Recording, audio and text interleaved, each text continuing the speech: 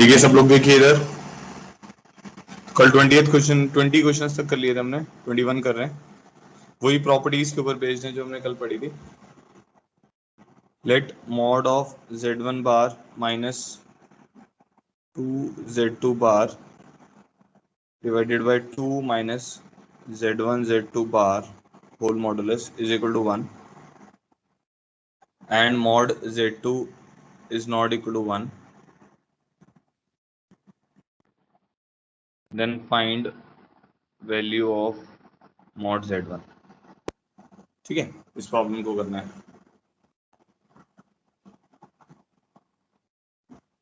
तो देखो क्या करते हैं, वही मॉडुलस वाले फॉर्मूले लगाएंगे। तो हमने लिखा है इसमें सबसे पहले mod of z1 bar minus 2z2 bar is equal to mod of 2 minus z1 z2 बार।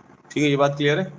क्या क्या मैंने क्रॉस मल्टीप्लाई कर दिया, मॉडुलस स्प्लिट हो जाता है डिवीजन पे, क्योंकि ये फॉर्मूला होता है mod of z1 by z2 is same as mod z1 by mod z2। ये फॉर्मूला हमने पढ़ा था। ठीक है, उसको डिवाइड किया और उधर क्रॉस मल्टीप्लाई कर दिया। अब क्या है कि दोनों तरफ हम क्या कर देते हैं, स्केलिंग बोथ साइड्स। तो स्केलिंग बोथ साइड्स से हमारे पास क्या बनेगा, mod of z1 minus z2 का होल स्केयर वाला फॉर्मूला बनेगा। क्या होता था ये, mod z1 square plus mod z2 square. ठीक है, माइनस ट्वाइस रियल z1 बार z2 भी लिख सकते हो और यहाँ पे z1 z2 बार भी लिख सकते हो, दोनों एक ही बात है। तो हमने होल स्केयर किया तो क्या बनेगा, मॉड ऑफ z1 बार का whole square plus 4 mod of z2 का होल स्केयर माइनस 4 आ जाएगा, क्योंकि 2 और 2 4 आ जाएगा, रियल ऑफ z1 बार का एक बार और बार लेंगे तो z1 z2 बार आ जाएगा। ठीक है, बात समझ आ गई। इधर अगर होल स्केयर करेंगे तो क्या आ जाएगा, 4 plus mod of z1 z2 bar का whole square minus 4 real z1 z2 bar है। तो हम ऐसा करते हैं ना, मान लेते हैं कि 2 का हमने कॉन्जुगेट ले लिया। ठीक है, तो 2 का कॉन्जुगेट तो 2 ही रहेगा और वो बाहर चला जाएगा, तो ये टर्म रहेगी। बाकी आप इसका भी ले लोगे तो कोई फर्क नहीं पड़ेगा, वो z1 बार z2 बनेगा तो दोनों का रियल पार्ट तो सेम ही होगा। तो हमें ये समझ आ रहा है कि ये दोनों टर्म तो हमारी कैंसिल आउट होनी ही होनी है, तो ये टर्म तो कैंसिल आउट होंगी ही होंगी। ठीक है, इसके बाद क्या आ जाएगा हमारे पास, मॉड ऑफ, ये हम जानते हैं mod of z bar is same as mod of z, because a plus iota b का मॉडुलस होता है under root a square plus b square.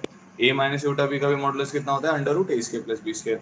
तो हम इसको लिख सकते हैं mod of z1 square plus 4 mod z2 square minus z1 z2 के मॉड का whole square minus 4 is equal to 0। ये टर्म आ जाएगी। ठीक, अब क्या होगा कि इन दोनों को आप क्लब कर लो, तो हमारे पास आ जाएगा mod of z1 square into 1 minus mod of z2 का होल स्क्वायर।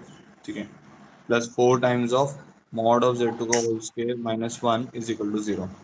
ठीक है, अब इन दोनों में से क्या कॉमन आ जाएगा, mod of z2 square minus 1 common ले लेते हैं। Mod of z2 square minus 1 common ले लिया, यहाँ पे 4 minus mod of z1 square equal to 0 आ जाएगा। उसने प्रॉब्लम में दिया हुआ है mod of z1 mod of z2 is not equal to 1, तो ये वाली टर्म जो है ये 0 नहीं होगी, because mod of z2 is not equal to 1। तो यहाँ से क्या आ जाएगा, मॉड ऑफ z1 का स्क्वायर इज इक्वल टू 4। तो mod of z1 plus minus 2 तो नहीं होगा, क्योंकि पॉजिटिव ही होता है हमेशा, इसीलिए 2 इसका आंसर आएगा। समझ आ गया, ऑल क्लियर करो एक बार। कुछ नहीं, हमने बस डायरेक्ट फॉर्मूला लगा दिया, mod of z1 minus z2 का होल स्क्वायर। जल्दी से ऑल क्लियर करो चैट बॉक्स में।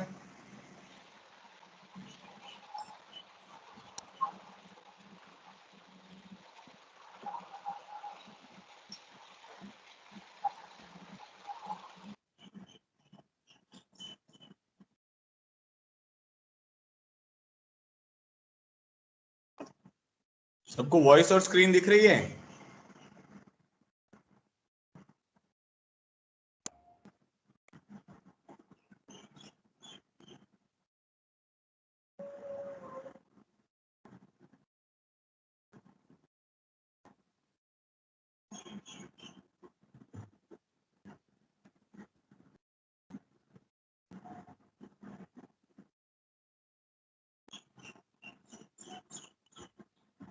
ठीक है, ओके, क्लियर हो रहा है बच्चों को।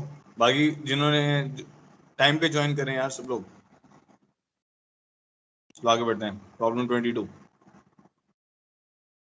ठीक है, कुछ नहीं, z1 माइनस z2 के मॉड का होल स्क्वायर लगाया था इस पे फॉर्मूला। आगे बढ़ते हैं। If z1 and z2 are, if z1 and z2 are complex numbers,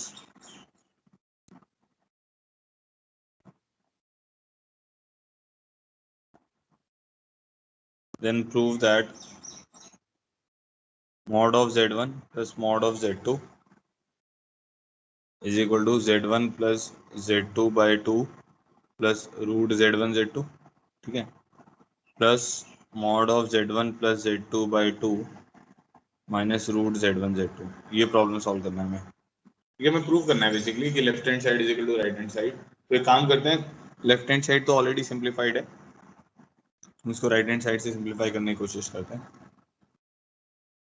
तो इसकी राइट हैंड साइड क्या बन जाएगी, अगर मैं इसमें एलसीएम लूंगा तो ये बन जाएगा Z1 plus Z2 plus 2 root Z1 Z2 by 2।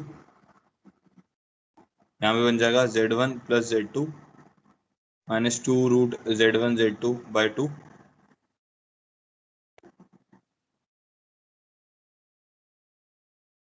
ठीक है, ये टर्म समझ आ गई, Z1 plus Z2 plus 2 root Z1 Z2 by 2 और Z1 plus Z2 minus 2 root Z1 Z2 by 2।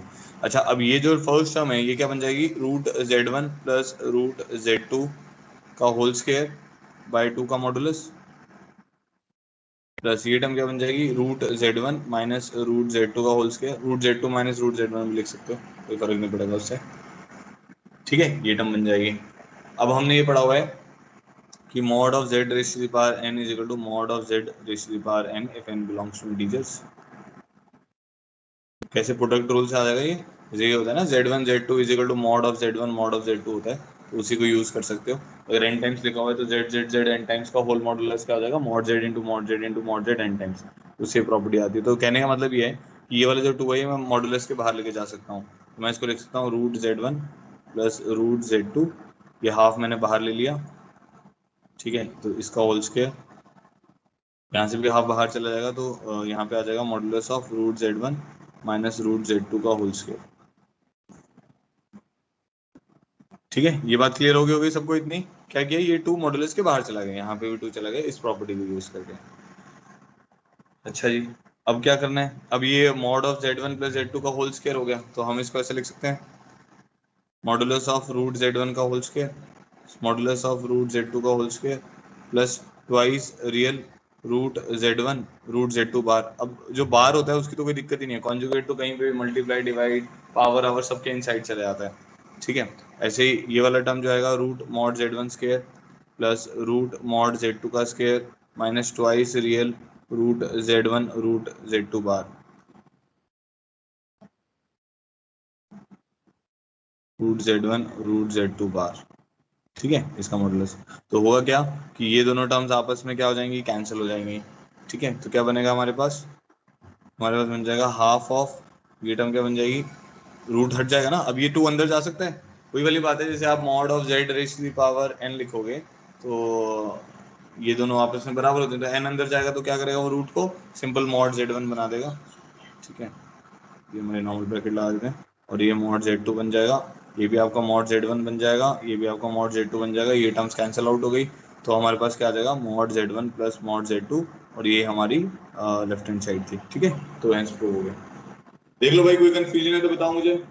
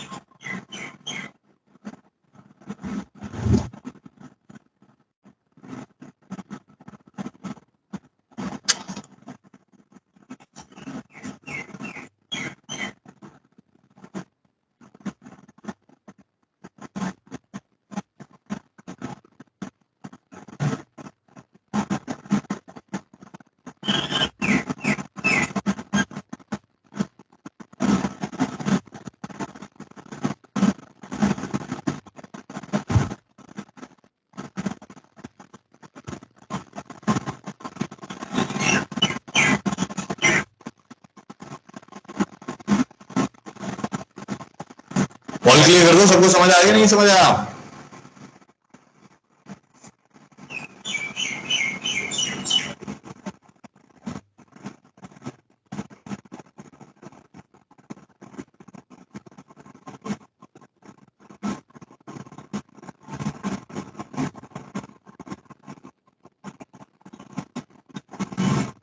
ठीक है,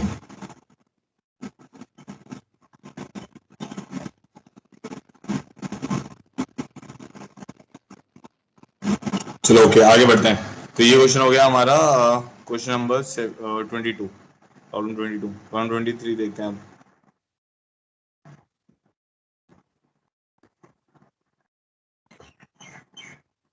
ये भी क्वेश्चन ना इसी के तरीके का है। तो अब ये सबको समझ आ गया। मैं एक बार और बता रहा हूँ, सुन लो एक बार। क्या किया था हमने, इसमें एलसीएम लिया तो ये बन गया z1 plus z two plus two root z1 z2। ठीक है, तो ये बन गया root z1 plus root z2 का होल स्क्वायर बाई टू। ये बन गया root z1 minus root z2 by two का होल स्क्वायर बाई टू। ये वही सेम टर्म बन गई।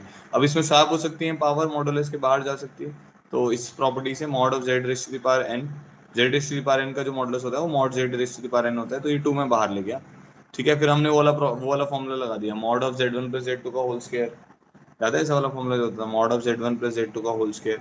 बाकी आप ये भी ध्यान में रखो, उसके बाद हमने एक फॉर्मूला ये भी तो पढ़ा था जिसमें दोनों को ऐड किया था। तो वो किसके बराबर था, two times of mod z one square plus mod z two square. तो वही यहाँ पे बस जेड वन की जगह पे रूट जेड वन है, रूट जेड टू है, तो ये फॉर्मूला आ गया हमारे पास।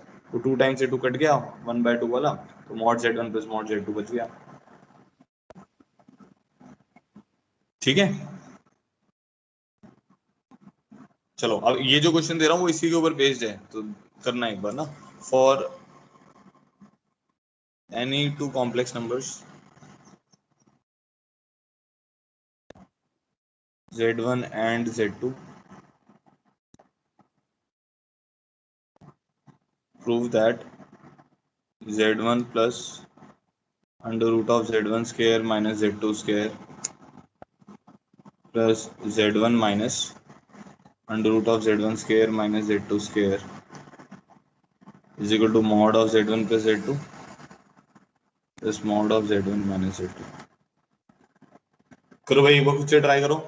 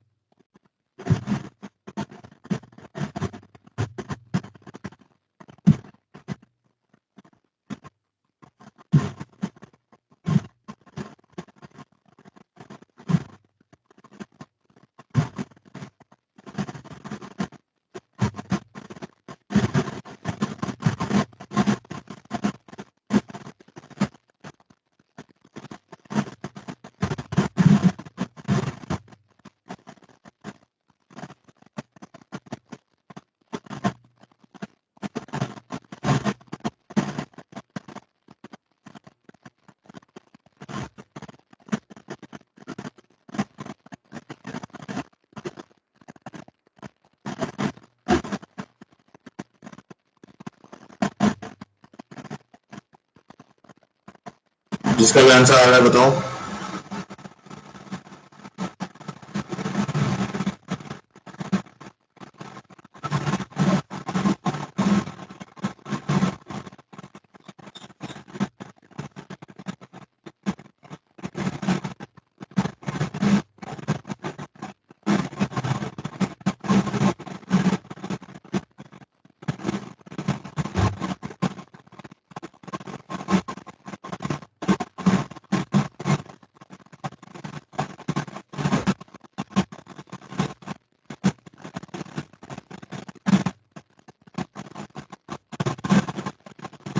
तो सॉन्ग किसी का।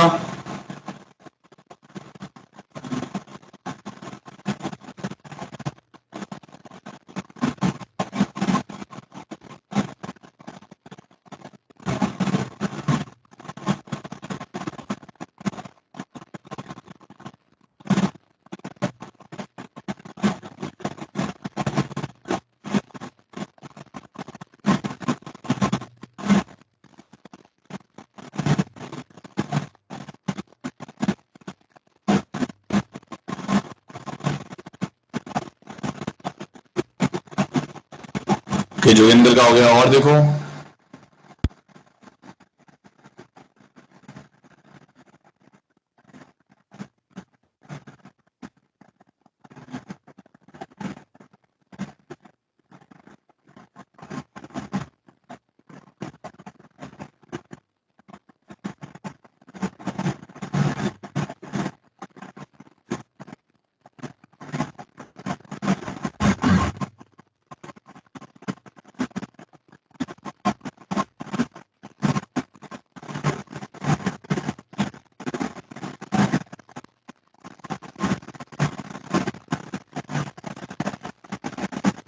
देखो मैं बताता हूँ इसमें क्या करना था आपको। अब जैसे आपका वहां पे Z1 Z2 था, उसकी जगह पे बस यहाँ पे ना Z1 प्लस Z2 आ गया और Z1 माइनस Z2 आ गया।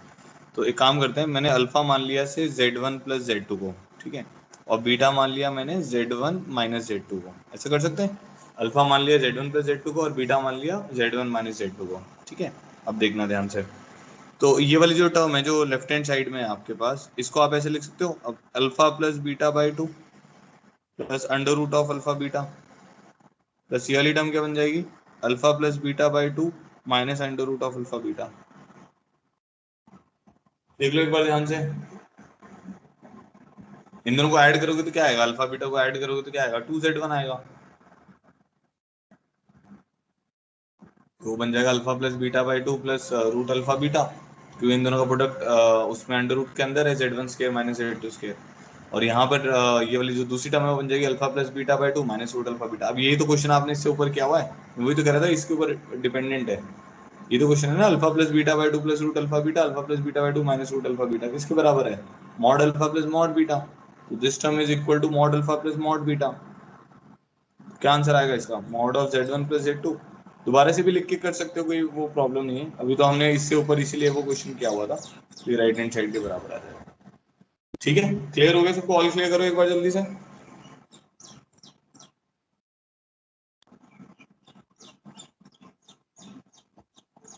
किसी को कोई भी कंफ्यूजन है तो बताओ।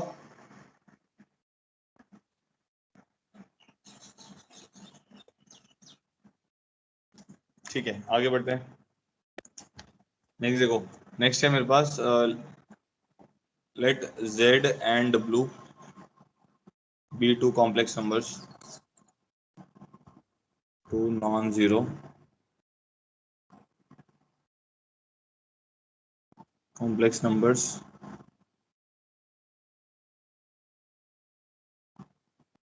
such that mod Z is equal to mod W and argument of Z plus argument of W is equal to pi.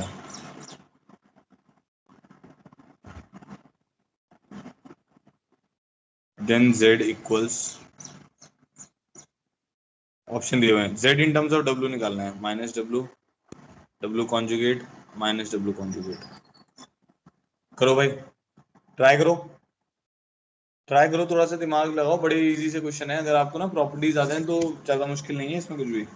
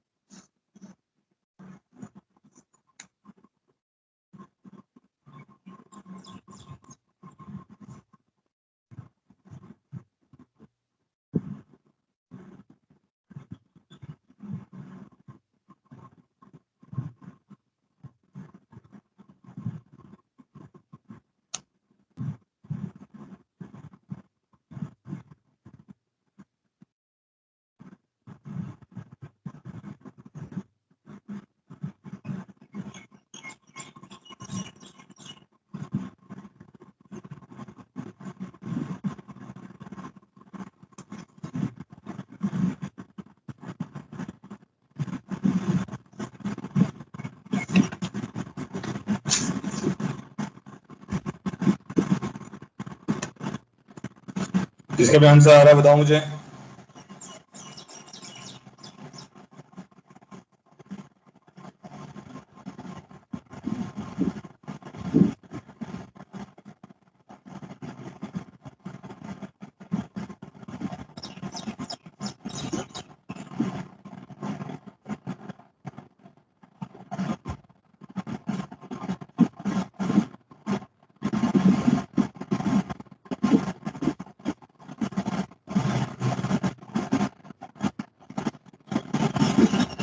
सागर का डी आया। अच्छा, और देखो बाकी किसी का।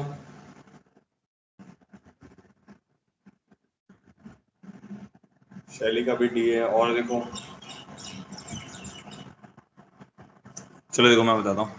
देखो इसमें एक तो दिया हुआ है कि mod z is equal to mod डब्ल्यू, तो दोनों का आर्ग्यूमेंट क्या है, दोनों का मॉडुलस क्या है, बराबर है। ठीक है, तो उसको आर मान लेते हैं, ऐसे दोनों का मॉडुलस आर मान लिया हमने।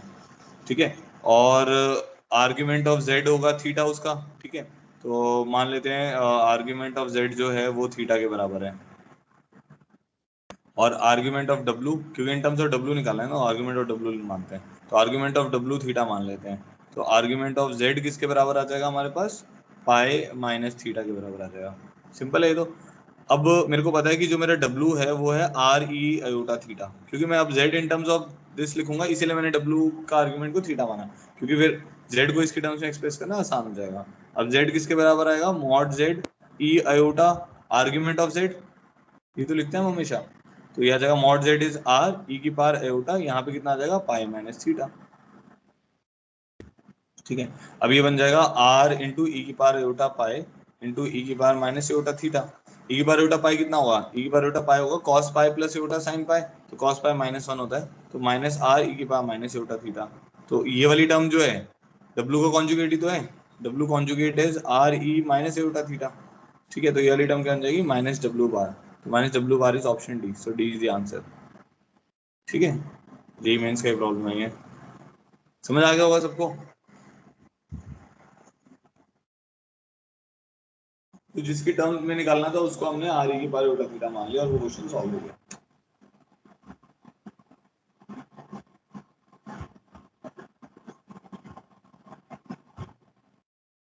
ठीक है, अच्छा ये दो तीन वैल्यूज आपको ये भी याद रखनी चाहिए, जैसे ई की पावर अयोटा जीरो होता है, ये कितना होता है, cos zero plus iota sine zero, तो ये वाली वैल्यू हमारे पास वन आती है। ई की पावर अयोटा पाई किसके बराबर होता है, की पावर अयोटा पाई किसके बराबर होता है, cos pi plus iota sine pi, तो ये वाली वैल्यू माइनस वन के बराबर होती है। ई की पावर अयोटा टू पाई किसके बराबर होता है, cos two pi plus iota sine two pi. ठीक है, तो ई की पावर अयोटा पाई समझ गए ना, cos pi plus iota sine pi, तो sine pi zero, cos pi minus one, ये कितना होगा, वन होगा। ठीक है, तो हम ऐसा बोल सकते हैं ई की पावर अयोटा के पाई जो होगा वो किसके बराबर होगा, कॉस ऑफ के पाई अयोटा साइन के पाई, तो जीरो हो जाता है, तो ये माइनस वन की पावर के आ जा रहा है, देख रहे हो, माइनस वन की power cos of m pi minus one की पावर एम होता है ना, तो कॉस ऑफ के पाई जो होगा वो माइनस वन की पावर के होगा। ठीक है, अब जैसे ई की power aorta pi by two आएगा मेरे पास, ई की power aorta pi by two किसके बराबर आएगा, cos pi by two plus aorta sine pi by two, तो यह एयोटा आ जाता है। ई की power minus aorta pi by two, minus aorta तो लगाने का मतलब यही है, जैसे आप जब भी माइनस लगाओगे इस केस में, क्योंकि रियल नंबर्स ही आ रहे हैं इसलिए वो माइनस लगाओ चाहे प्लस लगाओ सेम ही वैल्यू आएगी। बट जैसे इस केस में अगर आप देखोगे तो ये वाली वैल्यू कितनी आ जाएगी, माइनस एयोटा, मतलब वो उसका कॉन्जुगेट होता है, ई की पावर एयोटा थीटा का कॉन्जुगेट जो होगा उसमें ई की पावर माइनस एयोटा थीटा आएगा। ठीक है, ऐसे अगर मैं ई की power aorta three pi by two आपको बोलूंगा तो वो किसके बराबर आ जाएगा, cos three pi by two which is zero plus iota sine three pi by two, तो माइनस अयोटा आ जाएगा। ठीक है, और ई की पावर अयोटा ऐसे ही आप फाइव पाई बाई टू निकालने को बोलेंगे तो वो किसके बराबर आएगा, cos five pi by two plus iota sign five pi by two, तो अयोटा आ जाएगा। ऐसे आप वैल्यूज थोड़ी ध्यान में रख सकते हो। ठीक है, चलो अब ये वाला क्वेश्चन करते हैं।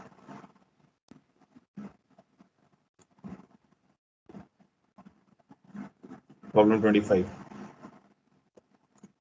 अच्छा, प्रॉब्लम 25 में है मेरे पास, for any complex number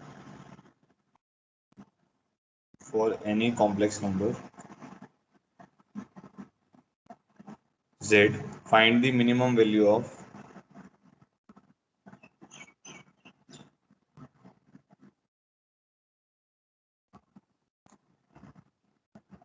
mod z plus mod of z minus two iota.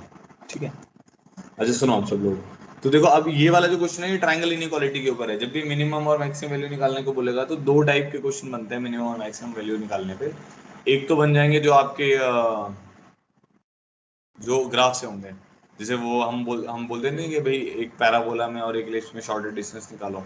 ठीक है, एक सर्कल में और एक लाइन में शॉर्टेड डिस्टेंस निकालो। तो कुछ तो उस टाइप के क्वेश्चन निकल जाएंगे जिसमें आपको ये समझ आ जाएगा कि वो मॉडुलस ऑफ जेड अगर पूछ रहा है तो वो जेड का डिस्टेंस ओरिजिन से पूछ रहा है, उसकी मिनिमम और मैक्सिमम वैल्यू बतानी है। तो सर्कल के केस में या स्ट्रेट लाइन और सर्कल के केस में या हाइपरबोला पैराबोला, वो इक्वेशंस आपको देंगे जो इसके आगे वाले पार्ट में हम देखेंगे। और कुछ क्वेश्चन जो होते हैं वो ट्रायंगल इनइक्वालिटी से सॉल्व होते हैं। तो अभी अभी हमने ट्रायंगल इनइक्वालिटी पढ़ी थी। अब उसमें आपको ये ध्यान रखना है कि वो चार हैं एक्चुअली में ना। तो एक तो हमारे पास ये थी कि mod of z1 plus z2 जो है वो less than equal to mod of z1 plus mod of z2 होगा।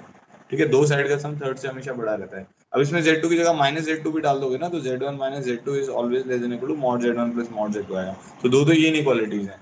ठीक है, दूसरी एक दो और जो थी वो क्या थी, दो दो साइड का डिफरेंस। तो mod of z1 minus mod of z2 is less than equal to third side, so mod of z1 plus z2 भी आ सकता है और यहाँ पे z1 माइनस z2 भी आ सकता है। ठीक है, दो दो साइड का सम थर्ड से बड़ा होता है, दो साइड का डिफरेंस थर्ड से छोटा होता है। तो अब आपको यही सोचना है कि भाई किस तरीके से इसको सॉल्व करें। ठीक है, अब एक चीज और, जब मिनिमम निकालना होगा किसी भी टर्म का, जैसे टी का मिनिमम निकालना है तो t should be greater than equal to alpha, तो टी की मिनिमम वैल्यू अल्फा आएगी, है ना, ये तो जानते ही हो। अगर मैक्सिमम निकालना है तो t less than equal to beta करना पड़ेगा हमें। ठीक है, तो ये वाला केस आएगा मिनिमम के लिए, तो इसमें किसकी वैल्यू आएगी मिनिमम, टी मिनिमम के लिए ये वाला केस आएगा। और टी मैक्सिमम के लिए आपको इस टाइप की इनइक्वालिटी बनानी पड़ेगी। अब जैसे ये दो साइड का सम है, देखने पे समझ आ रहा है दो साइड का सम है, तो अब इसमें दो चीजें कर सकते हैं, mod of z plus mod of z minus 2 iota. ठीक है, अब ये दो साइड का सम है, तो this is always greater than equal to, ये वाली जो टर्म है this is always greater than equal to,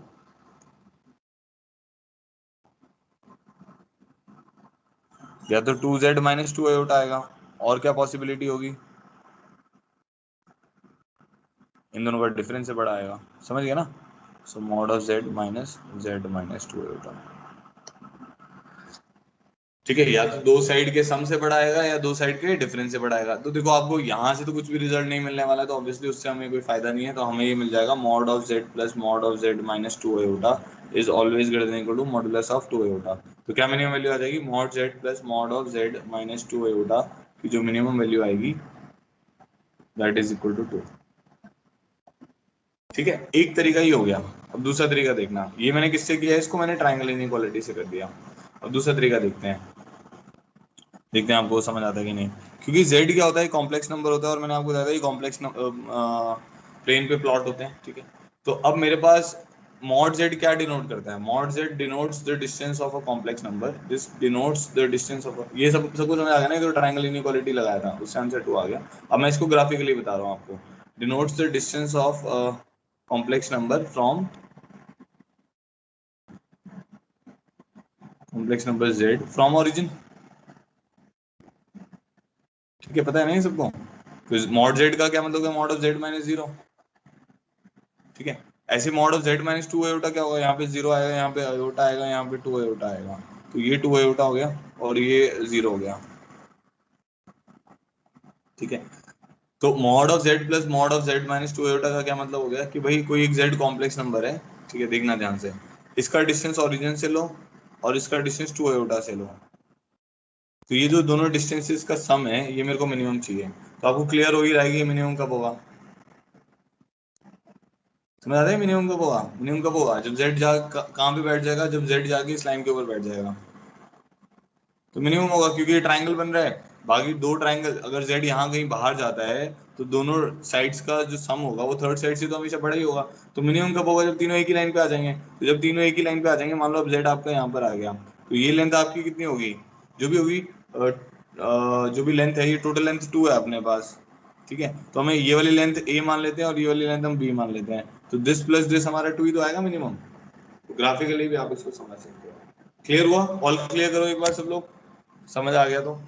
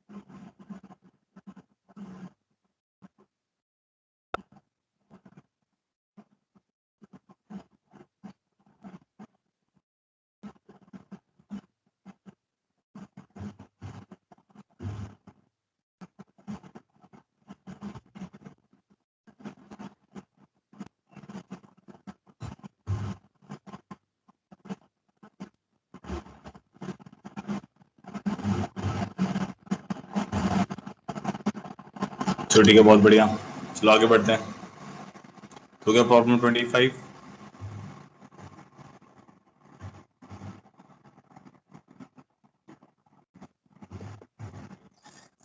problem 26 पे आते हैं। अब ये देखो, इसमें लिखा हुआ है mod of z plus 4 is less than equal to 3। ये भी ट्रायंगल इनइक्वालिटी क्वेश्चन है। Find the greatest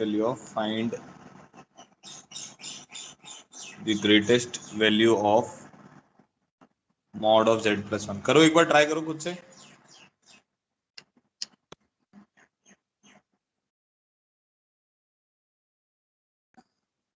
If mod of z plus 4 is less than equal to 3, find the greatest value of mod of z plus 1। Answer बताओ chat box में, try करो सब लोग। Triangle inequality बनानी है।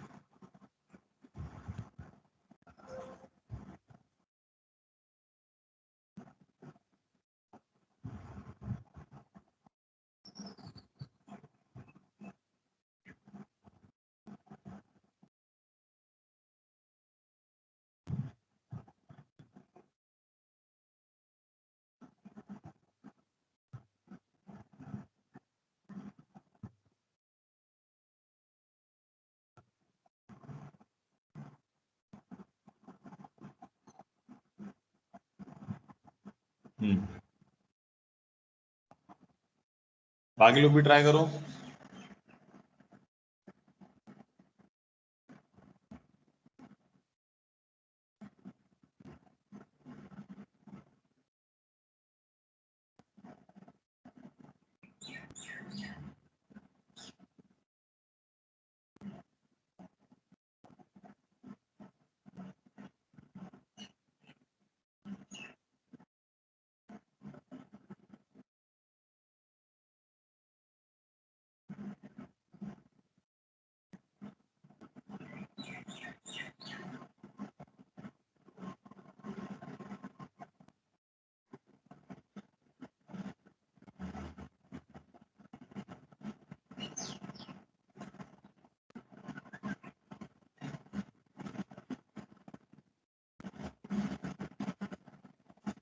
देखो मैं बताता हूँ। देखो अब आपको ये पता है कि मॉड ऑफ z प्लस 4 की जो मैक्सिमम वैल्यू है वो 3 है। ठीक है।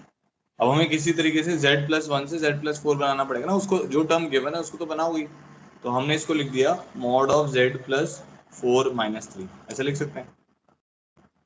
ठीक है। अब ये टर्म कुछ ऐसी होगी ना, this is equivalent to z plus 4 minus 3। तो अब ये दो कॉम्प्लेक्स नंबर मान लेते हैं, क्योंकि z प्लस 4 की वैल्यू मुझे पता है ना।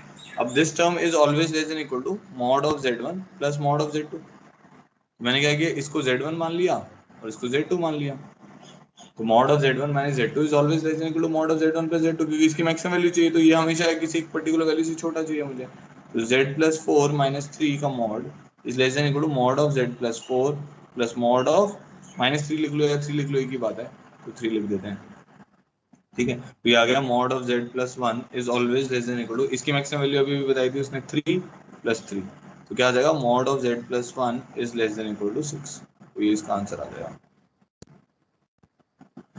हमें ना दोनों तरीके आने चाहिए, मतलब जो इनइक्वालिटी से सॉल्व करते हैं और ग्राफ से सॉल्व करते हैं, दोनों इसीलिए आने चाहिए कि कुछ केसेस में ये इनइक्वालिटी वाला ज्यादा अच्छा पड़ेगा, कुछ केसेस में ग्राफिकली ज्यादा अच्छा पड़ेगा। ठीक है। अब जैसे इसको ग्राफ से भी कर सकते हैं, बट उसमें आपको ये पता नहीं चाहिए इक्वेशन किसकी है। तो जैसे ये mod of z plus 4 is less than equal to 3 है, एंड हमें ग्रेटेस्ट वैल्यू निकालनी है, मतलब मॉड ऑफ z प्लस 1 की मैक्सिमम वैल्यू निकालनी है। देखो मैं ग्राफ से करके बता रहा हूँ। ठीक है, ध्यान देना, अगर नहीं समझ आएगा कोई नहीं, आगे आपको जो सेकंड पार्ट है इसका कॉम्प्लेक्स नंबर का, उसमें ज्योमेट्री सीखेंगे, उसमें तो पक्का आ ही जाएगा। बट स्टिल अभी आप समझने की कोशिश करना। ये क्या है, mod of z plus 4 less than equal to 3 है। इसका क्या मतलब हुआ कि जो z है उसका डिस्टेंस -4 से हमेशा 3 से कम रहने वाला है। तो अगर मैं सिंपली ऐसे पुट अप करूं z प्लस 4 इक्वल टू 3, तो इसको मैं अभी इक्वेशन निकाल के दिखा रहा हूँ आपको। z की जगह मान लो मैंने x प्लस योटा वाई लिख दिया, प्लस 4 इज इक्वल टू 3। इसका क्या मतलब, modulus of x plus iota y plus 4 is equal to 3। ये बनेगा x plus 4 plus iota y का modulus is equal to 3। Modulus क्या होता है, under root of x plus 4 का whole square plus y square is equal to 3। तो ये बन रहा है x प्लस 4 का whole square plus y square is equal to 9। कहने का मतलब है ये सर्कल बन रहा है। वो आप डायरेक्टली भी देख सकते हैं। इसका क्या मतलब हुआ कि एक भाई पॉइंट है -4 से, जिसकी डिस्टेंस हमेशा कितनी रह रही है, 3 यूनिट रह रही है, तो सर्कल ही तो रहेगा वो। और जो कॉम्प्लेक्स नंबर होता है 2 डायमेंशनल होता है, 3D में तो होता नहीं है। तो z प्लस 4 का जो मैग्नीट्यूड है वो हमेशा कितना रहने वाला है, 3 रहने वाला है। इसका मतलब z क्या हो गया, एक सर्कल पे लाई करेगा। ठीक है, तो अब इसको बना लेते हैं अच्छे से। तो अब लेस देन इक्वल टू 3 कहने का क्या मतलब हो गया कि सर्कल के इनसाइड वाला पोर्शन।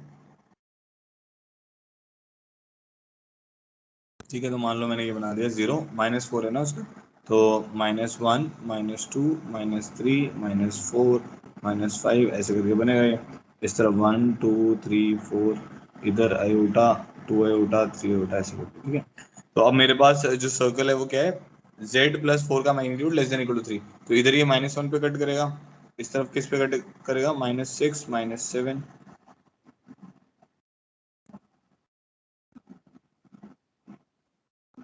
और यहाँ पे -6। ठीक है, अब मेरे को रेडियस 3 है, तो मेरा सर्कल जो आएगा वो कुछ इस टाइप का आएगा। ठीक है, क्लियर हो गया ये सबको। तो mod of z plus 4 is less than equal to 3 का सर्कल तो ये बन गया हमारे पास। अब हमारा जो अगर मैं लिखता हूँ mod of z plus 4 less than equal to 3, तो इसका मतलब क्या होगा, सर्कल के अंदर वाले सारे पॉइंट मेरे कॉम्प्लेक्स नंबर को सेटिस्फाई कर रहे हैं। जो कॉम्प्लेक्स नंबर है वो अंदर वाले सारे पॉइंट्स पे आ सकता है। तो उसका मैग्नीट्यूड +4 से हमेशा क्या होगा, 3 या 3 से कम होगा। बाउंड्री पे भी आ सकता है। ठीक है, तो बाउंड्री पे भी आ सकता है, इसलिए उसको भी डार्क कर देते हैं। ठीक है, अब जो मेरा कंसर्न है, मेरा नेक्स्ट कंसर्न क्या है कि मुझे तो भाई इसकी, मेरे इसके इससे मेरे को फर्क ही नहीं पड़ रहा है, मुझे तो z+1 की मैक्सिमम वैल्यू चाहिए। ठीक है, तो z+1 की मैक्सिमम वैल्यू चाहिए, तो z कहाँ पर है, जैसे यहाँ पर है, तो इसकी माइनस z+1 कहने का क्या मतलब है, z का डिस्टेंस -1 से, z -1 देखेंगे ना। तो अब मुझे इसकी कितनी चाहिए, मैक्सिमम वैल्यू चाहिए, तो आपको समझ आ ही रहा होगा। ऐसे ऐसे करते करते मैक्सिमम वैल्यू देख रहे हो कहाँ पर आएगी, maximum value diameter opposite and point पे आएगी, तो इस पॉइंट पर आएगी इसकी मैक्सिमम वैल्यू। तो ये वाला जो डिस्टेंस होगा, ये z+1 के लिए मैक्सिमम वैल्यू देगा। तो z+1 की जो मैक्सिमम वैल्यू है, दैट इज इक्वल टू, वैसे इसको a मान लेते हैं, इसको b मान लेते हैं, that is equal to ab। उसकी लेंथ कितनी आएगी, 6 यूनिट्स। तो 6 इज द आंसर। ठीक है, ऑल क्लियर कर दो, सबको समझ आया, कुछ भी डाउट है तो बताओ।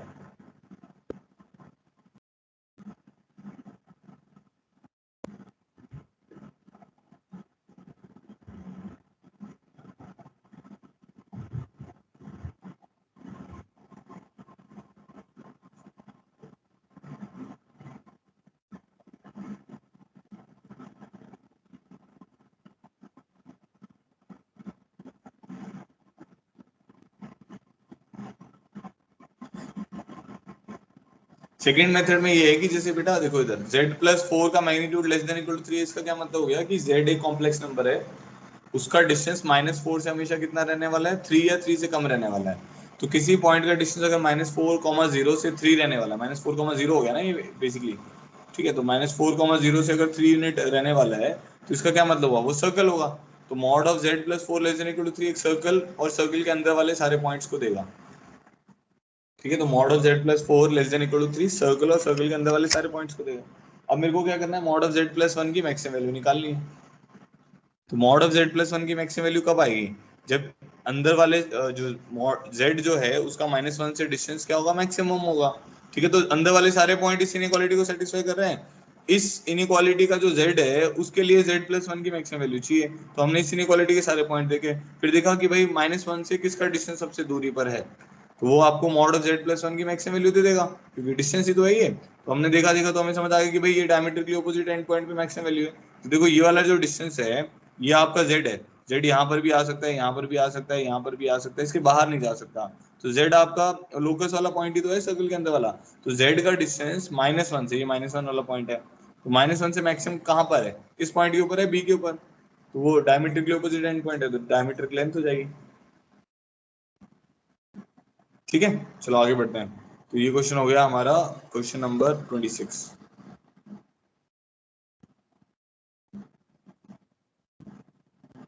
नेक्स्ट आते हैं problem 27। If mod of z1 -1 is less than equal to 1, mod of z2 -2 is less than equal to 2,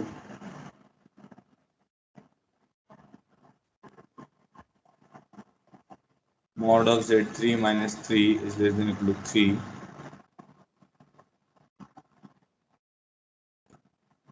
then greatest value of mod of z1 plus z2 plus z3.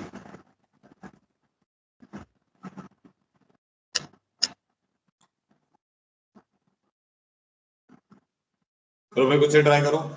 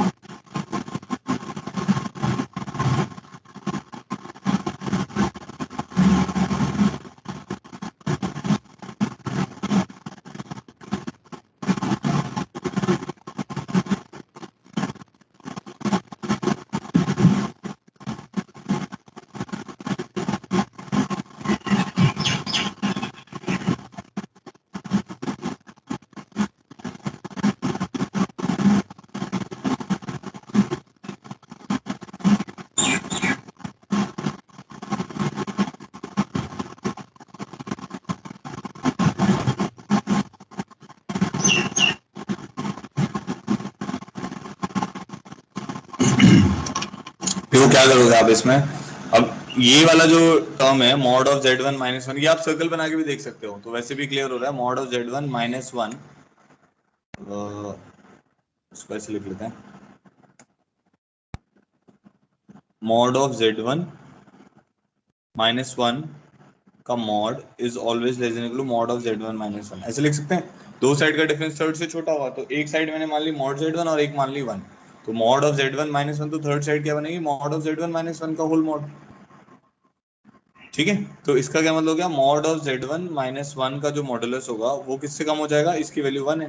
तो mod of z1 - 1 हमारा कहाँ से कहाँ तक आ जाएगा, 1 से लेके -1 आ जाएगा। ये तो पता होगा आपको, mod x less than equal to a लिखा हुआ है, तो x कहाँ से कहाँ होता है, a से लेके -a से लेके a तक। ठीक है, तो वो लगा दिया। तो मॉड z1 जो आएगा उसकी मिनिमम वैल्यू 0 आ रही होगी और मैक्सिमम वैल्यू 2 आ रही होगी। सिमिलरली इसी वे से अगर मैं मॉड z2 की लिखूं तो कितनी आएगी, इस तरफ जो ये वाली टर्म्स है उन दोनों का डिफरेंस है, इस तरफ सम है, तो ये 0 से 4 आ जाएगा। मॉड ऑफ z3 जो आएगा वो 0 से 6 आ जाएगा। तो मॉड z1 की मैक्सिमम वैल्यू 2 है, मॉड z2 की मैक्सिमम वैल्यू 4 है, मॉड z3 की मैक्सिमम वैल्यू 6 है। अब हमें निकालना है maximum value of z1 plus z2 plus z3। ठीक है, this is always less than equal to mod z1 plus mod z2 plus mod z3। So this value is less than equal to 2 plus 4 plus 6, तो ये 12 आ जाएगा। So 12 is the correct answer। कुछ बच्चों का आ गया है, ठीक है, आगे बात समझ में। चलो अब देखते हैं कौन करता है। ये जेई मेंस का प्रॉब्लम दे रहा हूँ अभी, 27 था ये, प्रॉब्लम 28, ये भी ट्राइंगल इनइक्वालिटी पे है। If mod of z minus 4 by z is equal to 2, then find greatest value of z।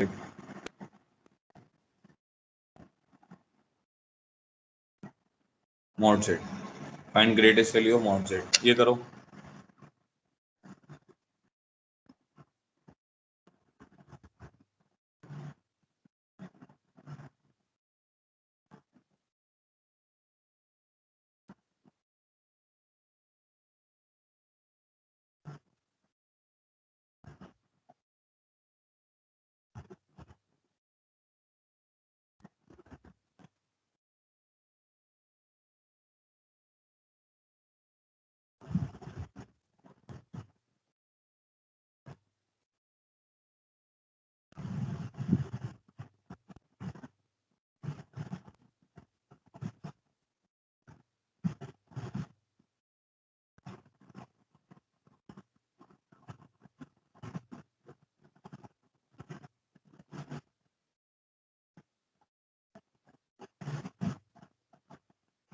बताओ भाई जिसका भी आंसर आ रहा है।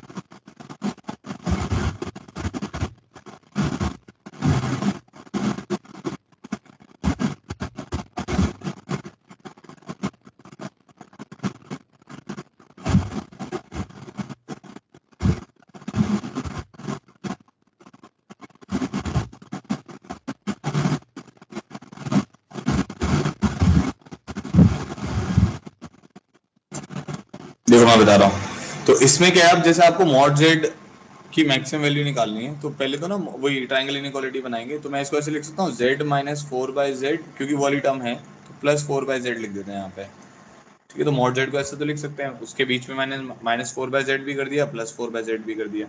ठीक है, तो यहाँ से क्या आ जाएगा, z minus four by z plus four by z का जो मॉडुलस है, this will always be less than equal to mod of z minus four by z plus mod of four by z. ठीक है, तो ये हो गई एक side which is less than equal to sum of two sides. ठीक है, तो अब ये वाला क्या आ जाएगा, mod z is less than equal to, इसकी वैल्यू हमें गिवन है 2 और इसकी वैल्यू हो गई 4 बाय मॉड जेड। तो अब ये मॉड जेड में क्वाड्रेटिक बन जाएगी, मॉड जेड इज पॉजिटिव तो इसको उधर ले जाओ, मॉड जेड का whole square minus 2 mod z minus 4 is less than equal to 0। ठीक है, तो मॉड जेड की क्या वैल्यू आ जाएगी, minus b plus minus b square minus 4ac by 2a। ठीक है, तो आ जा रहा है mod z is equal to, ये 2 से तो 2 डिवाइड हो जाएगा, तो 1 प्लस माइनस रूट 5। ठीक है, तो 1 माइनस रूट 5 तो नेगेटिव वैल्यू हो जाएगी, वो तो पॉसिबल नहीं है। तो इसका मतलब हो गया हमारे पास आ रहा है mod z minus of 1 minus root 5। ठीक है, ये term into mod z minus 1 plus root 5, एक ये term less than equal to 0। अब ये टर्म तो हमेशा पॉजिटिव होगी ना, क्योंकि हो गया mod z plus root 5 minus 1, तो इसको हम 0 में भेज देंगे, this term is always positive. So mod z minus 1 plus root 5 is less than equal to 0, so mod z is always less than equal to root 5 plus 1 या 1 plus root 5। तो ये इसका आंसर हो गया। सो मैक्सिमम वैल्यू क्या आ जाएगी mod Z की, root 5 plus 1। ठीक है, देखो भाई बताओ सब लोग, समझ आया नहीं समझ आया, ऑल क्लियर करो एक बार।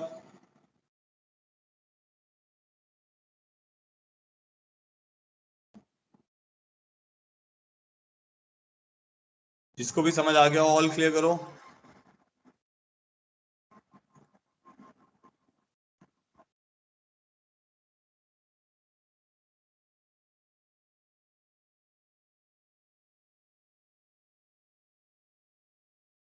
ठीक है, चलो आगे बढ़ते हैं प्रॉब्लम 29 पे।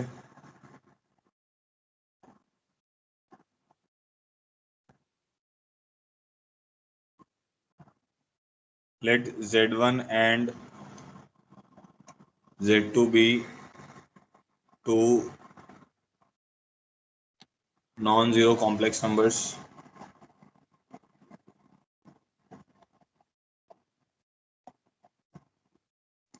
such that 2 mod Z1 square is equal to 2 mod Z2 square is equal to Z1 plus Z2 का whole square. Then find value of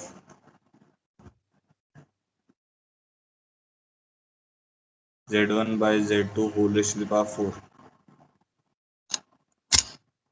इस चैप्टर में भी ना मैनिपुलेशन ज्यादा है, मतलब कहीं पे कोई ट्रिक लग रहा होता है, कहीं पे कोई ट्रिक लग रहा होता है, ठीक है, तो इसीलिए थोड़ा सा मुश्किल लगता है बच्चों को।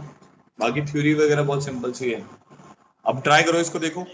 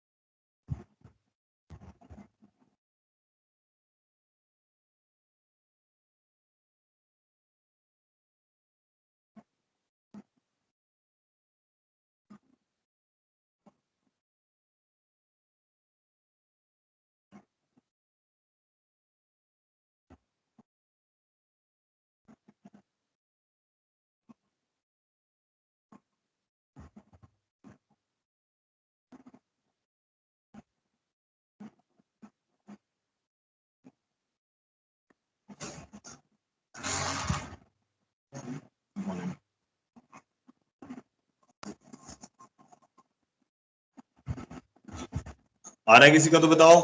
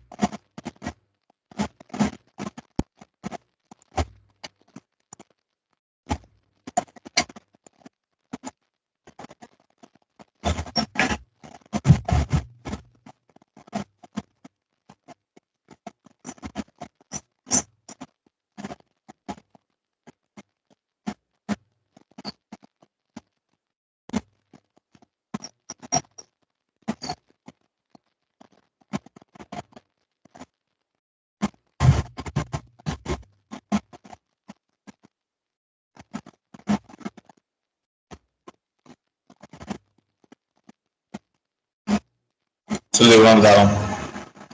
देखो एक ये वाली स्टेटमेंट से तो ये क्लियर हो जाएगा कि mod z1 is equal to mod z2 है। ठीक है, इन दोनों स्टेटमेंट से ये क्लियर हो जाएगा। ये जो पहली दो इक्वालिटी है ना इन दोनों में, तो टू टू कैंसिल हो जाएगा, mod z1 is equal to mod z2 है।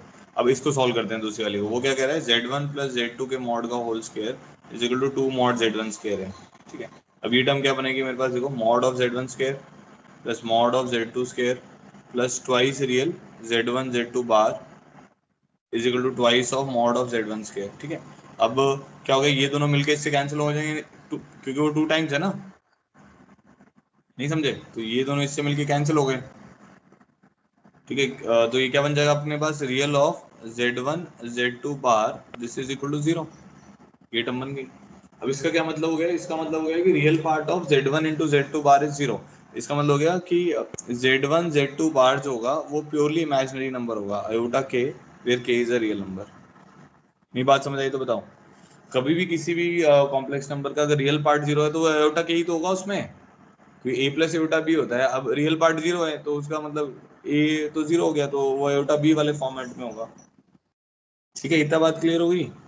अब मैं इसको ऐसे लिख सकता हूँ, z1 into z2 into z2 bar is equal to iota k. क्या किया मैंने z2 से मल्टीप्लाई डिवाइड कर दिया, तो z1 by z2 into z2 bar is iota k हो गया। ठीक है, तो z2 बार क्या होगा, मॉड ऑफ z2 का स्क्वायर हो जाएगा। z2 bar is z2 bar is mod of z2 का होल स्क्वायर। ठीक है, वो भी एक रियल नंबर ही तो है, ये रियल नंबर है तो इसको मैं आयोटा के में भेज सकता हूँ। तो मैं बोल सकता हूँ z1 by z2 is equal to iota k dash, या आयोटा लैम्डा लिख देते हैं हम। ठीक है, where lambda is k by mod of z2 का स्क्वायर, तो रियल नंबर कुछ और एक नया रियल नंबर बन गया, सो दिस इज रियल। ठीक है, इतना क्लियर हो गया। अब मेरे को क्या निकालना है, मुझे अब ये पता है कि अगर अब ये दो कॉम्प्लेक्स नंबर बराबर हैं तो इनका मॉडुलस भी बराबर होगा। तो if two complex numbers are equal they moduli are equal. ठीक है, तो उनके मॉडुलस बराबर होंगे। तो हमने दोनों तरफ मॉडुलस ले लिया, तो अयोटा ये mod of z1 by z2 कितना हो जाएगा, मॉड ऑफ z1, ये mod of z1 by mod of z2 हो जाएगा। वो दोनों की वैल्यू कितनी है, वन है, मतलब दोनों की सॉरी मैग्नीट्यूड क्या है, बराबर है। तो यहाँ से आ जाएगा क्या आ जाएगा यहाँ से कि this value is equal to one, और ये अयोटा का मॉडुलस इसको ऐसे भी लिख सकते हैं, अयोटा मॉडुलस लैम्डा मॉडुलस, तो ये तो लैम्डा के बराबर हो जाएगा। लैम्डा हमारा किसके बराबर आ जाएगा, वन के बराबर आ जाएगा। ठीक है, माइनस वन भी आ सकता है, लैम्डा रियल नंबर है ना, तो mod lambda is equal to one आएगा, तो लैम्डा क्या आ सकता है हमारे पास, प्लस माइनस वन आ सकता है। ठीक है, क्लियर है ये तो, लैम्डा प्लस माइनस वन आ सकता है, हाँ एकदम। उसके बाद क्या होगा, अब हमें निकालना क्या था, हमें निकालना है z1 बाय z2 की पावर फोर निकालना है। तो z1 by z2 is iota lambda, तो प्लस माइनस अयोटा की पावर फोर ये आ जाएगा। तो z1 बाय z2 की पावर फोर हमारा वन के बराबर आएगा, so one is the answer. बताओ भाई, कोई कंफ्यूजन है तो मुझे बताओ।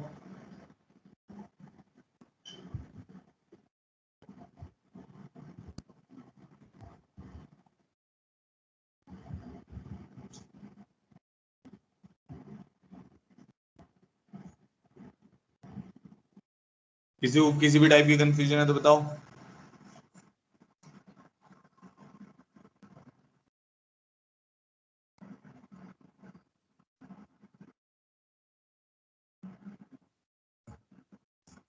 ठीक है, आगे बढ़ते हैं। नेक्स्ट है हमारे पास problem 30।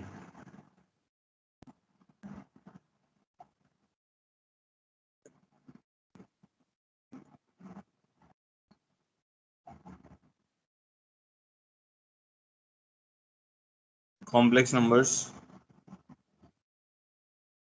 z1 and z2 are such that mod z1 is equal to 3 and mod z2 is equal to 5 and mod of z1 plus z2 is equal to 7.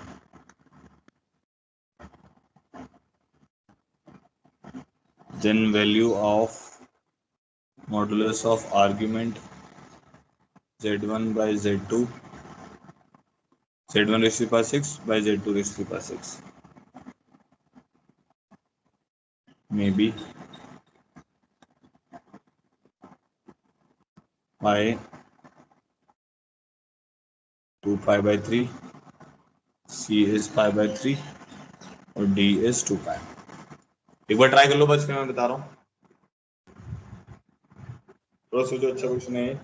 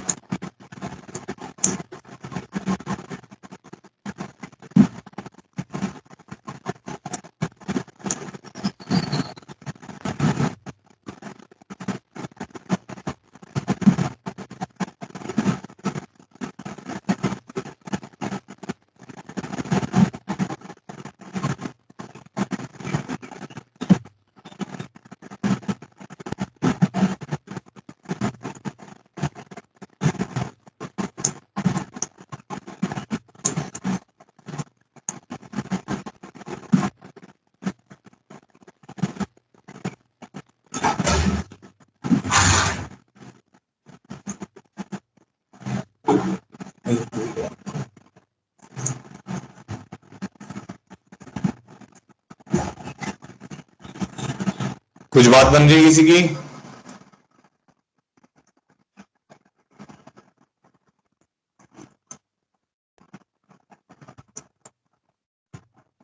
चलो देखो, देखो इसमें अब सबसे अच्छा हिंट क्या था इस क्वेश्चन में। पहले तो इसको सिंप्लीफाई कर लेते हैं। आर्ग्यूमेंट ऑफ ये बन जाएगा z1/z2 की होल पावर 6, ठीक है। तो आपको ये बताया था, अगर आपको याद हो, argument of z1 into z2 क्या होता है? Argument of z1 plus argument of z2 होता है। पता है ना ये अपने को कैसे? z1 से मान लो r1 e⁻θ1 है और z2 मान लो r2 e⁻θ2 है। तो इन दोनों को मल्टीप्लाई जब करोगे तो आपके पास क्या आएगा? r1 r2 e⁻θ1 प्लस θ2 आ जाएगा। तो इसके अगर मैं आर्ग्यूमेंट की बात करता हूँ तो इसका आर्ग्यूमेंट क्या आएगा? θ1 प्लस θ2 ही तो आएगा। तो अगर आर्ग्यूमेंट इसकी हम बात करें तो इसका जो आर्ग्यूमेंट आएगा वो कितना आएगा? θ1 plus θ2, which is basic argument of z1 plus argument of z2। अब मान लो z1 का स्क्वायर होता तो क्या था? Argument of z1 plus argument of z1। तो वो क्या हो जाता? 6 टाइम्स हो जाता ना, तो ये बन जाता 6 times of argument of z1/z2। तो argument of z1/z2 raise to the power 6 है 6 times of argument of z1/z2, ठीक है।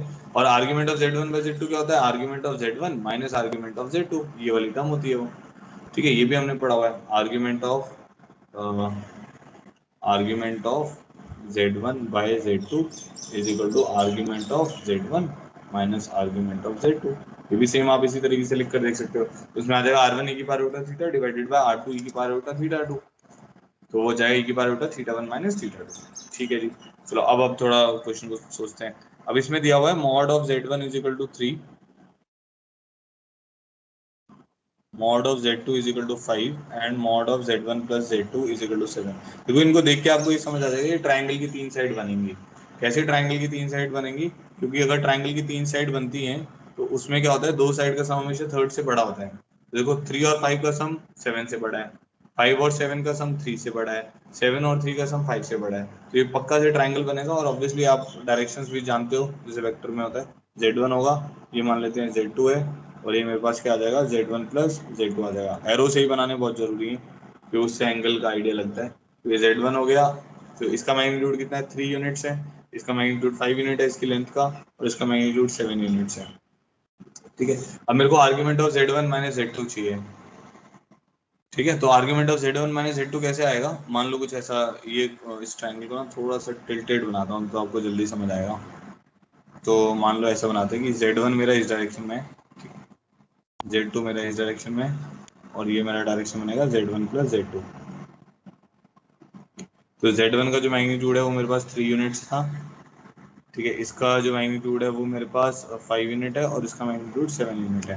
ठीक है, तो अब आप देखो आपको क्या निकालना है। जैसे यहाँ पर मैंने Z1 को एक्सटेंड कर दिया, और मैंने यहाँ पर एक एक्स एक्सिस की लाइन पैरेलल ड्रॉ कर दी, पैरेलल टू एक्स एक्सिस। तो क्या होगा, जो Z1 का आर्ग्यूमेंट है ना इस डायरेक्शन में, वो ये आएगा θ1, और Z2 का आर्ग्यूमेंट क्या आएगा, ये आएगा θ2। तो जब मैं बोलूंगा argument of Z1 minus Z2, तो इसका मतलब क्या हो गया कि वो बेसिकली क्या आएगा, Z2 माइनस Z1 का उल्टा हो जाएगा ना। तो बेसिकली आपको θ1 माइनस θ2 निकालना है। तो argument of Z1 minus argument of Z2 अगर आप देखोगे, तो Z1 का आर्ग्यूमेंट कितना है, एक्स एक्सिस के साथ θ1, और Z2 का कितना है, θ2। तो θ1 माइनस θ2 की अपने को वैल्यू चाहिए, फिर उसकी पावर 6 लगा कर देखेंगे हम लोग। ठीक है, तो उसके लिए मैंने क्या किया, मेरे को अगर ये एंगल मिल जाएगा तो बात बन जाएगी क्या। हाँ, अगर ये एंगल मिल जाता है तो बात बन जाएगी ना। अगर ये अल्फा मिल जाएगा तो ये वाला एंगल कितना हो जाएगा, θ2 माइनस θ1 पाई माइनस अल्फा हो जाएगा। तो अल्फा निकालने के लिए हम कोसाइन रूल लगा सकते हैं। तो कॉस अल्फा किसके बराबर होगा, 3 square plus 5 square minus 7 square upon 2 into 3 into 5। पता होगा ये सबको, a square plus b square minus c square upon 2ab। तो ये आ जाएगा 9, बन रहा है 9 plus 25 minus 49 divided by 6 into 5। तो ये कितनी वैल्यू बन रही है, 34। तो -15 डिवाइडेड बाय 6 इंटू 5, तो -1/2 आ रहा है। ठीक है, तो -1/2 आ गया, इसका मतलब अल्फा कितना हो गया हमारे पास, 2π/3 हो गया। तो अल्फा 2π/3 ले लेते हैं। तो ये वाला एंगल कितना आ जाएगा, π/3 आ जाएगा। ठीक है, क्योंकि ये लीनियर पेयर से आ जाएगा। तो ये वाली वैल्यू हमारे पास कितनी आ जाएगी, थी ये आ जाएगी -π/3। जो हमारी रिक्वायर्ड वैल्यू है, हमारे को अब क्या चाहिए, हमारे को उसके 6 भी चाहिए ना। तो ये आ जाएगा 6 टाइम्स ऑफ -π/3 का मॉडुलस। सो आंसर हमारा आ जाएगा 2π। सो डी इज द आंसर। देखो भाई, सबको समझ आया नहीं समझ आया बताओ।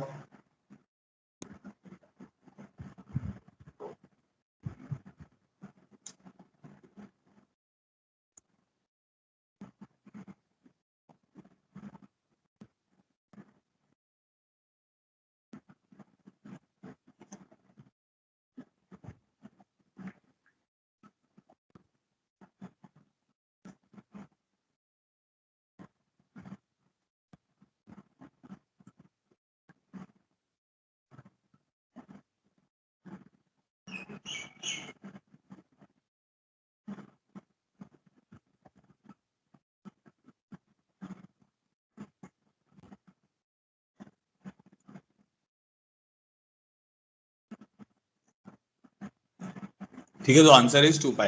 चलो नेक्स्ट क्वेश्चन पे आते हैं हम। तो ये हमारा हो गया क्वेश्चन नंबर 30। 31 देखो।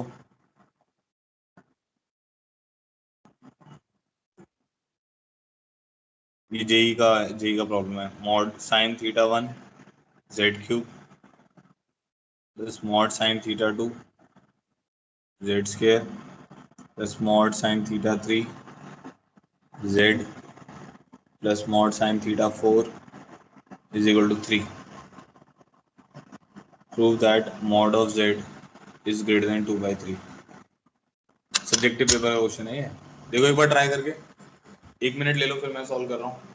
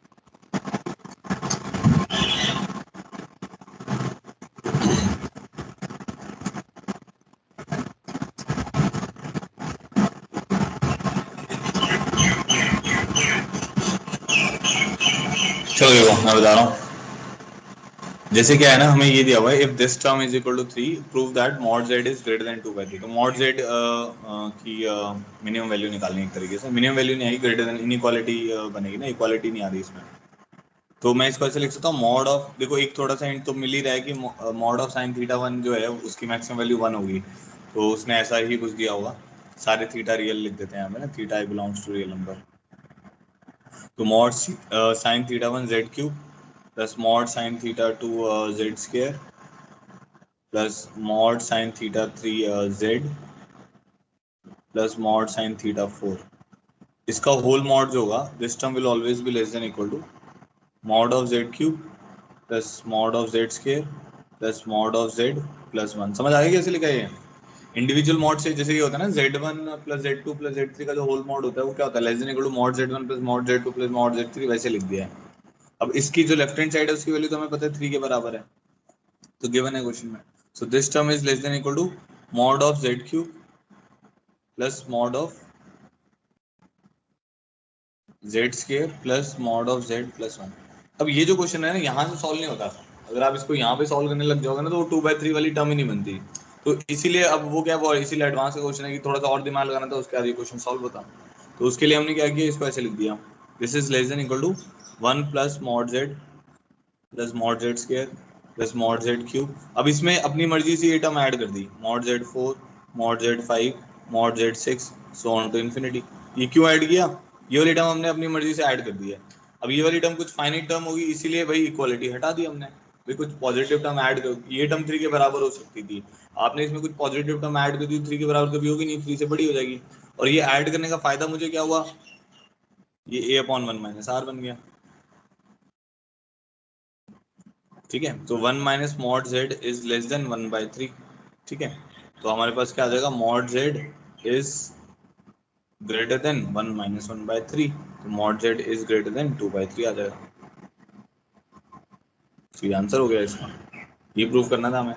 देखो भाई, समझ आया तो ऑल क्लियर करो।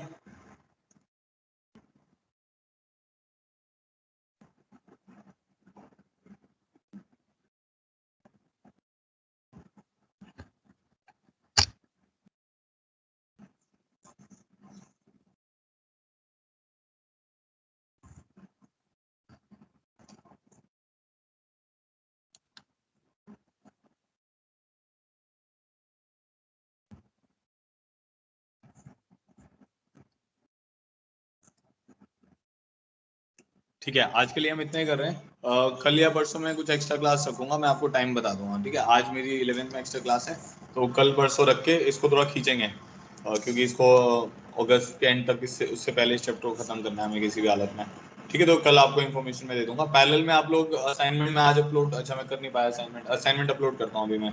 ठीक है, और मॉड्यूल से आप करना स्टार्ट कर दो कॉम्प्लेक्स नंबर्स।